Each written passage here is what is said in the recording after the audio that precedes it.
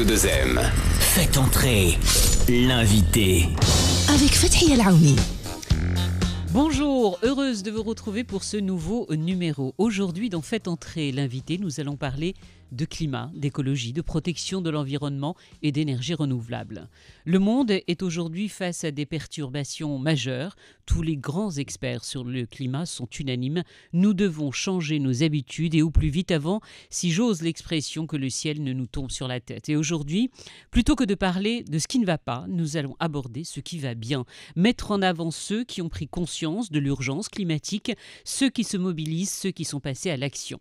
Il y a quelques années, un homme lançait un pari totalement fou, celui de faire le tour du monde sans carburant, ni émissions polluantes, juste avec des moteurs électriques alimentés à l'énergie solaire. Le Solar Impulse, qui avait, souvenez-vous, fait escale au Maroc. Il deviendra le premier avion au monde à réussir une telle prouesse. Suite à cette incroyable aventure, la fondation Solar Impulse verra le jour pour prouver au monde entier qu'il est possible de concilier économie et écologie. Il est psychiatre, explorateur, conférencier, ambassadeur itinérant des Nations Unies. Il est l'auteur de nombreux ouvrages comme Réaliste, soyons logiques autant qu'écologiques, le tour du monde en 20 jours où il revient sur son tour du monde à bord de ce fameux aérostat. Mon invité aujourd'hui est Bertrand Piccard. Bonjour. Bonjour. Je suis ravie de vous avoir sur le plateau de Radio 2M. Merci d'avoir accepté notre invitation. Mais c'est un plaisir. Alors, est-ce que vous vous souvenez, Monsieur Piccard, de la première fois où vous êtes adressé aux auditeurs de Radio 2M? Mais absolument. Moment inoubliable pour moi.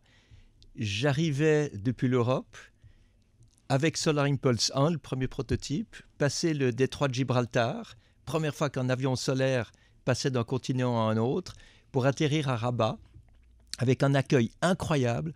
Les autorités, les journalistes, les invités, tout le monde politique, économique, toute notre équipe sur la piste pour m'accueillir. Et je vous arrête là. Et ce jour-là, vous avez dit exactement en arrivant ceci. Bonjour le Maroc. Merci pour votre accueil. Ça a été votre première phrase, de dire bonjour au Maroc, en fait, à tous les Marocains, et de les remercier pour leur accueil, parce qu'il y avait énormément de monde sur la piste. Oui, et c'était une mission qui était vraiment préparée avec le Maroc, avec l'Agence marocaine pour l'énergie solaire, sous le parrainage de Sa Majesté le Roi Mohamed VI, pour promouvoir l'essence même de ces énergies renouvelables, promouvoir le solaire, et montrer que la modernité était maintenant de se passer de câbles électriques, de centrales thermiques, d'énergie fossile. Et c'était le moment où le Maroc lançait la construction de la grande centrale photovoltaïque à Ouarzazate, la centrale Nour. Donc tout était combiné pour vraiment montrer à quel point maintenant il fallait commencer à entrer dans cette modernité énergétique avant que beaucoup de gens n'en parlent. Donc il y avait cette vision de pionnier du Maroc. C'est pour ça que ça m'avait tellement touché d'arriver avec Solar Impulse dans votre pays. Alors, vous avez décidé, vous, Bertrand Piccard, de prendre le taureau par les cornes, de tordre le cou aux préjugés, à tous ceux qui affirmaient encore que l'écologie, les énergies renouvelables, c'est trop cher. Est-ce que vous vous dites aujourd'hui, les choses ont évolué, parce que c'est quand même des choses que l'on entend aujourd'hui encore, en 2023, l'énergie renouvelable, c'est trop cher? Alors, les gens qui disent ça n'ont simplement pas vu l'évolution des énergies renouvelables. Parce que c'est vrai qu'il y a 20 ans, c'était 30 à 40 fois plus cher que les énergies fossiles. Aujourd'hui, on voit que le Maroc a été une pionnière extraordinaire en termes d'énergie solaire et d'énergie éolienne. En lançant des projets en 2012, ça permet maintenant d'avoir des énergies propres qui sont beaucoup, beaucoup moins chères que les énergies fossiles, beaucoup moins chères que le charbon, que le gaz, que le pétrole. Et c'est d'autant plus intelligent pour un pays qui n'a pas d'approvisionnement local en énergie fossile. Il faut tout importer. Quand on importe, on doit dépenser des monnaies étrangères, on doit payer en dollars, donc ça appauvrit le pays. Pour la balance commerciale, c'est négatif. Pour les emplois locaux, c'est négatif. Alors que quand on fait sa propre énergie localement, avec des ressources nationales que sont le vent, que sont le soleil, que doit aussi être la biomasse, l'hydroélectrique, la géothermie, eh bien forcément on enrichit le pays. Donc aujourd'hui, le record du monde de l'électricité la moins chère, elle est tout près d'ici, elle est au Portugal. Elle n'est pas encore au Maroc, mais le Maroc va pouvoir s'y mettre. C'est juste que c'est le dernier appel d'offres qui a été fait. C'est 1,5 centime le kilowattheure. C'est pratiquement rien du tout. Donc il faut investir maintenant massivement dans les énergies renouvelables et on verra que ce sera une manière aussi de donner de l'énergie beaucoup moins chère à la population. Alors, vous parliez de ce qui a été fait au Maroc, on va le rappeler, dès 2009, Sa Majesté le Roi a donné ses instructions pour une stratégie justement énergétique nationale basée sur les énergies renouvelables, le développement de l'efficacité énergétique, et de très nombreux projets ont été lancés en ce sens ces dernières années. Vous qui voyagez dans le monde entier, quel est votre regard justement sur le Maroc avec tout ce qui se passe ces dernières années ? Le Maroc est un des pays qui est le plus ambitieux en termes d'énergie renouvelable. Ce qui est amusant, ou peut-être même un peu triste, c'est que, c'est que les gouvernements du monde ne désignent pas tellement le Maroc comme un pionnier, et je pense que c'est parce qu'ils ont honte. Ils ont honte d'être tellement loin derrière. Alors, il y a quelques pays qui font bien. Il y a le Portugal qui fait bien. Il y a le Danemark, la Suède qui font bien. La Californie, en tant qu'État américain, fait bien. Et puis le Maroc est un leader là-dedans. Parce que moi, je me rappelle très bien quand Sa Majesté le Roi a dit qu'il fallait 42% d'énergie renouvelable en 2030. Et comme le Maroc y arrivait, facilement, il a monté le but à 52%. Et je me rappelle quelques-uns de ses conseillers qui m'ont dit « Vous vous rendez compte, on a tellement bien travaillé que maintenant on nous met un but encore plus élevé. Mais on va y arriver aussi. » Et oui, on passait la barre toujours un peu plus haut. Et ils étaient fiers qu'on leur mette un but beaucoup plus important encore, beaucoup plus haut. Et le Maroc va y arriver. Mais c'est juste remarquable. Et tout le monde devrait prendre ça comme exemple. Et ben non, moi j'ai l'impression que les autres ont honte. Il y a tellement de pays qui essayent de freiner juste pour rester dans le statu quo. Par peur du changement, aussi par difficulté de changer toutes les règles administratives, tous les appels d'offres, toutes les législations. Tout ça, c'est vrai que ça doit bouger si on veut évoluer. Et dans un pays qui a une vision, c'est plus facile à faire que dans un pays qui n'a pas de vision. Vous dites d'ailleurs une phrase que je trouve très juste. Vous dites « Nous n'arriverons à rien en opposant un nouveau monde à un ancien monde. Mais pour changer, on voit le temps que ça prend. On voit toute la mobilisation des écologistes depuis presque 40 ans maintenant, parce que tous les experts dans le monde entier sont unanimes sur la question. C'est vraiment, vous pensez, l'argent, vous savez, le financement qui bloque, ou c'est pas une réalité? Mais c'est une réalité.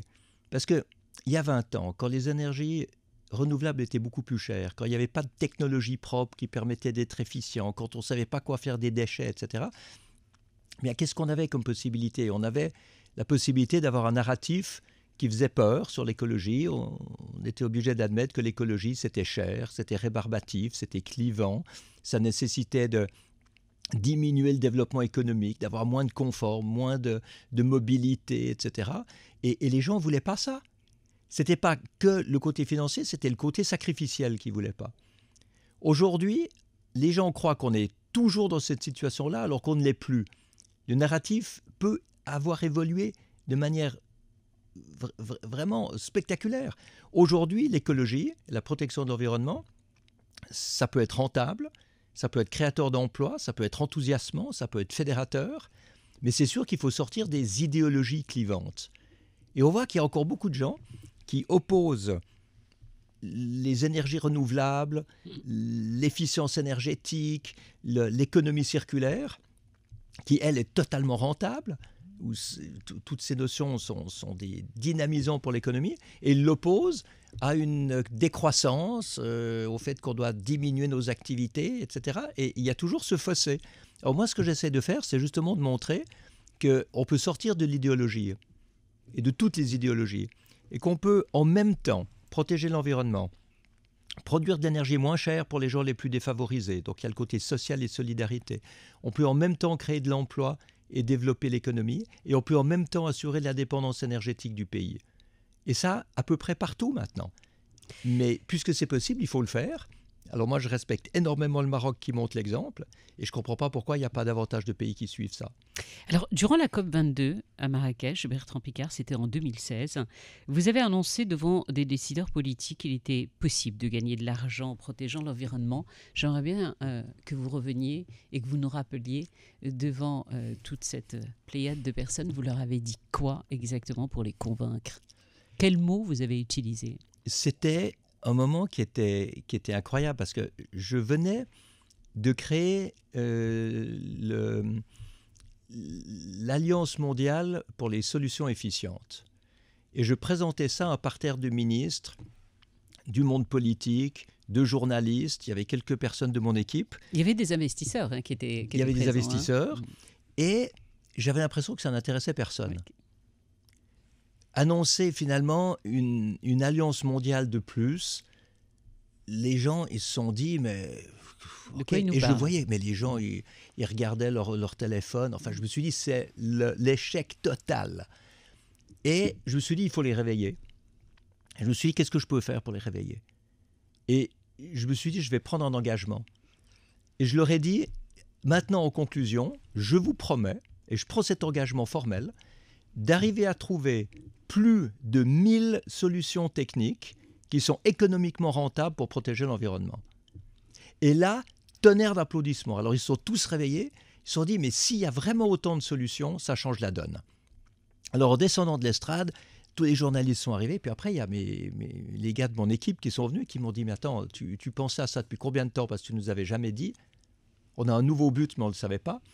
Puis je leur ai dit, écoutez, j'y ai pensé il y a 1 minute. et c'est comme ça qu'est parti ce défi de trouver les 1000 solutions économiquement rentables pour protéger l'environnement. Et on est aujourd'hui à 1500. 1500 systèmes, produits, matériaux, processus, appareils. C'est pour ça que j'ai commencé mon introduction en disant aujourd'hui on ne va pas trop parler de ce qui ne va pas, mais de ce qui va bien. Parce que vous vouliez apporter la preuve à la pluie pour dire à tout le monde c'est possible. C'est le gros travail de votre fondation, Solar Impulse. Aujourd'hui, c'est d'aller chiner des initiatives où on fait appel à vous, où ce sont des gens qui vous contactent en disant j'ai une solution à proposer. Alors au début, il fallait aller les démarcher parce qu'on a un label Solar Impulse Efficient Solution qui n'était à l'époque pas encore connu. Donc il fallait aller convaincre les gens. Maintenant, ces solutions viennent toutes seules. Elles viennent se faire labelliser par nos experts, ce qui est un signe de crédibilité, de reconnaissance. En fait, c'est le seul label au monde qui certifie la rentabilité économique de quelque chose qui protège l'environnement. Et ça, pour les investisseurs, pour les entreprises, mais aussi pour les pays, pour les gouvernements, c'est fondamental. Ça met une totalement haute notion. On voit qu'aujourd'hui, ça devient beaucoup plus rentable économiquement de protéger l'environnement que de le détruire. D'avoir des énergies propres que d'avoir des énergies sales. Ça offre des nouveaux débouchés économiques, notamment dans l'efficience énergétique. Et ça, ce terme-là, il faut vraiment qu'on le définisse, que tout le monde comprenne bien ce que c'est. Bien que vous nous L'efficience, c'est quand on arrive à produire mieux en consommant moins. C'est donc moins cher.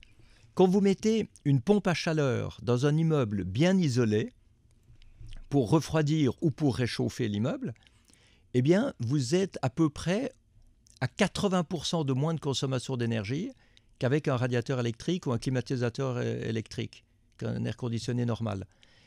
Ça, c'est fantastique parce que ça dégage un pouvoir d'achat énorme. Les locataires, les propriétaires des appartements, ils vont payer 5 fois moins en facture énergétique. Et ça va leur permettre d'investir de rembourser leur investissement de modernisation, ou bien ça va leur permettre de payer du leasing sur leurs appareils, enfin de rembourser. Ça fait tourner l'économie, mais en économisant ce gaspillage insensé que notre monde vit aujourd'hui. Alors, dans toutes ces initiatives, la majorité, ce sont des jeunes ? Il y a des start-up Donc, c'est des jeunes entreprises. Parfois, ce n'est pas forcément des jeunes personnes. Mais il y a aussi des grandes entreprises. Il y a des entreprises multinationales qui ont des systèmes qui sont absolument extraordinaires. Il y en a une entreprise qui s'appelle Beckert, qui mélange au béton des agrafes en acier qui permettent de se passer presque complètement de l'armature métallique du béton armé. Donc, on a beaucoup moins de consommation de métal. On peut mettre 2 fois moins de béton. Il y a une cohésion bien meilleure grâce à ces agrafes qui sont mélangées au béton. Et puis, c'est moins d'émissions de CO2 et c'est moins cher. Et c'est une entreprise qui se développe en vendant un produit qui permet d'être plus écologique.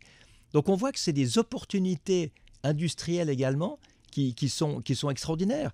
Donc, il ne s'agit pas du tout de faire moins bien, de perdre de l'argent, etc. Il s'agit de faire mieux. Et toutes ces techniques-là, elles existent aujourd'hui, il faut les utiliser. Il y en aura encore plus dans 5 ans, mais utilisons déjà celles qu'on a maintenant et n'attendons pas surtout qu'il y ait encore d'autres choses. Parce que ça, c'est ce que les écologistes reprochent beaucoup à la technologie, c'est qu'on essaye parfois de prolonger le statu quo en se disant qu'il y aura une solution miracle d'ici 10 ou 20 ans, puis qu'il n'y a donc rien besoin de faire aujourd'hui, parce qu'on résoudra plus tard les problèmes. Donc on peut laisser les problèmes maintenant. Et ça, c'est aussi quelque chose de faux. Il faut vraiment voir quelles sont les solutions qui existent aujourd'hui et puis pas faire de la science-fiction. À titre plus personnel, pourquoi ça vous tient autant à cœur aujourd'hui? Donc on a parlé du Solar Impulse qui était une aventure absolument extraordinaire. Mais pourquoi vous, à titre personnel, ça vous tient tant à cœur d'aller partout, de faire des conférences, d'essayer de prouver que c'est possible? À aucun moment, vous avez eu envie en disant c'est plus la peine, quoi. Parce que je suis profondément frustré de voir qu'on pourrait faire beaucoup mieux que ce qu'on fait maintenant et qu'on ne le fait pas.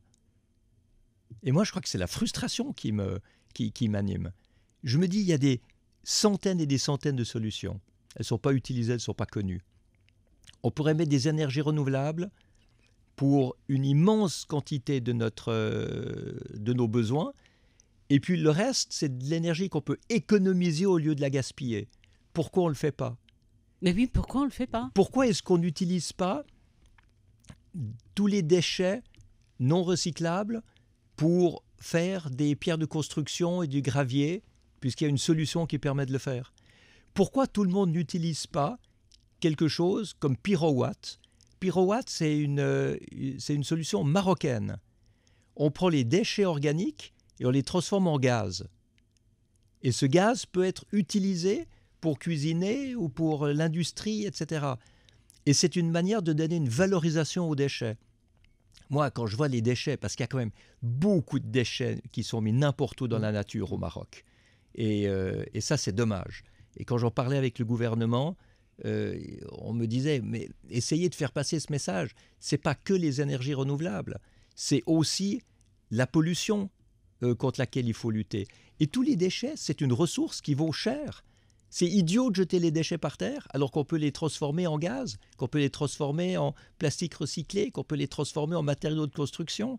Alors moi, je vois que tout ça, ça existe, que ce n'est pas utilisé. Je ne peux pas rester dans mon coin comme si de rien n'était. Alors là, j'aimerais vraiment que vous nous expliquiez le plus clairement possible. Aujourd'hui, on parle énormément d'hydrogène vert. On n'en parlait pas ces dernières années. Pour tout le monde, c'est un petit peu nouveau. L'hydrogène vert, vecteur de transition énergétique. Alors ça paraît très compliqué. De quoi s'agit-il? Alors l'hydrogène, c'est une manière de stocker de l'énergie. Parce que l'hydrogène, en tant que tel, tout seul, la molécule d'hydrogène n'existe pas dans la nature. L'hydrogène est lié à l'azote pour faire de l'ammoniac et lié à l'oxygène pour faire de l'eau. Donc il faut commencer par casser des molécules, par exemple casser les molécules d'eau.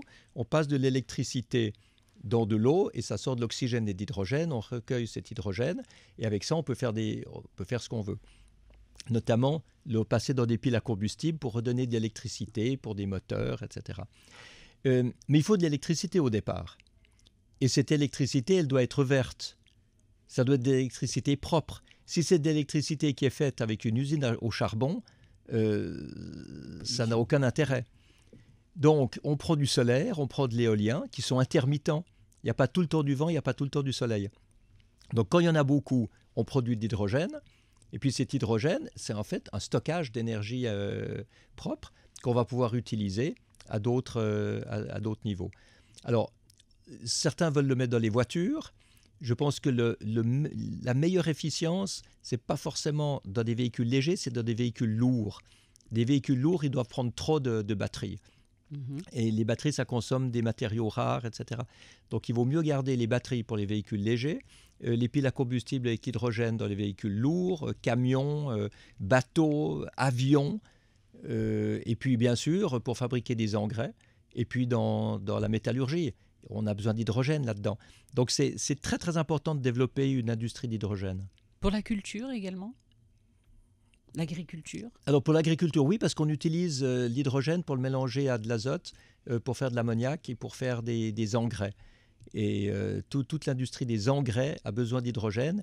Et si on peut mettre de l'hydrogène vert, propre, qui a été fabriqué par énergie renouvelable, on a un immense avantage. Parce qu'aujourd'hui, l'hydrogène qui est fabriqué, il est fabriqué en réformage de gaz. Donc en fait, ça part d'énergie fossile, donc beaucoup d'émissions de CO2. Parce qu'il y a de l'hydrogène sale, ça c'est sûr. Et c'est cet hydrogène-là qui doit être remplacé avec de l'hydrogène propre. Votre vie, à vous, aujourd'hui, Bertrand Piccard, il y a la Fondation, certes, mais c'est prendre un petit peu votre bâton de pèlerin et faire des conférences partout. Vous allez où ? Et où êtes-vous ? Je veux tout savoir. Vous êtes allé où ces derniers temps, par exemple ? Le dernier voyage était en Roumanie, où j'étais envoyé par la Commission européenne pour aller parler au ministre de l'Énergie et montrer, solution à l'appui, comment les feuilles de route pour la neutralité carbone peuvent être des avantages économiques pour les pays. Et que ça peut créer de l'emploi, ça peut développer l'économie, et que c'est un avantage plutôt qu'un fardeau.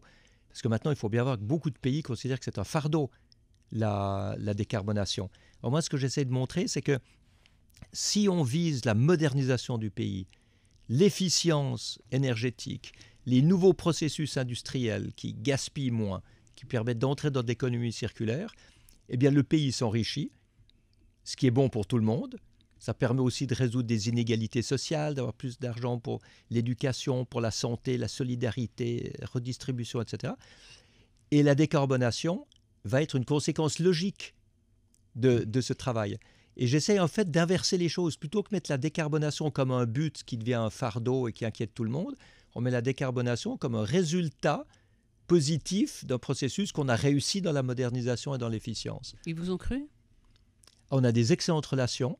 Et maintenant, on est en train de préparer un programme où des représentants du gouvernement roumain vont venir être initiés à la recherche de solutions, à l'adaptation, à la sélection de solutions pour leur pays. Moi, j'aimerais beaucoup faire ça avec le Maroc, parce qu'on a quand même commencé notre histoire ici au Maroc. Sa Majesté, le roi, m'a demandé d'être le parrain de la centrale Nour. Maintenant, cette centrale fonctionne. Je rêve d'aller plus loin et de pouvoir amener encore beaucoup plus de solutions au Maroc et puis d'aider dans cette transition écologique, cette transition énergétique et cette modernisation efficiente du pays. Mais justement, j'allais vous dire, quel message vous auriez envie, voilà, vous êtes sur l'antenne de Radio 2M, quel message vous auriez envie d'adresser aux Marocains ? Vu l'importance qu'a ce pays pour moi, dans l'histoire de Solar Impulse, avec la COP22 dans le lancement du but des 1000 solutions, maintenant, le stade suivant, c'est effectivement que nous puissions collaborer avec des représentants marocains pour sélectionner dans toute notre immense base de solutions celle qui serait le plus adéquate pour le Maroc. Donc moi, c'est ça que j'aimerais beaucoup faire. Et puis vraiment, mettre le Maroc un peu plus sur la scène internationale comme un pionnier de cette transition. Est-ce que nous, et ce sera ma dernière question, Bertrand Piccard, il y a les gouvernements, il y a les investisseurs, secteur public, secteur privé, est-ce que nous, tout à chacun, on peut ajouter notre petite pierre ? Je parle de l'ensemble des citoyens avec tout ce qui se passe. Qu'est-ce que nous, à notre niveau, nous pourrions faire ? Vous pouvez soutenir les autorités dans leur vision de transition. Parce que souvent, pour un gouvernement, c'est pas facile d'évoluer et de faire changer les choses Parce qu'il y a quand même beaucoup de gens dans la population, dans tous les pays, qui sont attachés au statu quo et qui disent « Ouh là là, mais ça va être plus cher, ça va être plus difficile, ça va changer nos habitudes. » Et c'est important pour un gouvernement de se sentir soutenu dans une vision. Maintenant, il y a une autre chose, évidemment. Il faut que la population ait un respect pour les ressources naturelles. Il faut prendre conscience qu'une grande partie de notre problème climatique vient du gaspillage. On consomme des trucs complètement inutiles, on en consomme beaucoup trop, on gaspille l'eau, on gaspille l'énergie, on refroidit beaucoup trop avec l'air conditionné, on chauffe beaucoup trop avec le chauffage, on jette des déchets partout au lieu d'en faire des ressources qui peuvent être transformées en énergie. Donc chaque geste compte. Et il y a beaucoup de choses qu'il faut aussi consommer en local plutôt que les faire venir de l'autre bout du monde. Toutes ces notions-là, elles sont importantes. Mais elles vont pas tout changer s'il n'y a pas une vraie politique de remplacement de tout ce qui pollue parce qu'il protège l'environnement. S'il n'y a pas un vrai remplacement des énergies fossiles par le renouvelable, et pour que le renouvelable suffise, d'avoir tout un mode de vie qui est plus efficient, des processus industriels qui gaspillent moins, des maisons mieux isolées qui gaspillent moins de chaud ou de froid, des ampoules LED plutôt que des ampoules à incandescence. C'est 20 fois moins d'énergie utilisée à peu près dans des ampoules LED que dans des ampoules à incandescence. Donc c'est vrai que c'est cette vision que l'être humain doit être respectueux pour les ressources, mais que ce qui l'aide à être respectueux, c'est qu'il y a toutes ces nouvelles techniques qui lui permettent de le faire sans sacrifice. En gros, il faudrait que ce soit à l'école.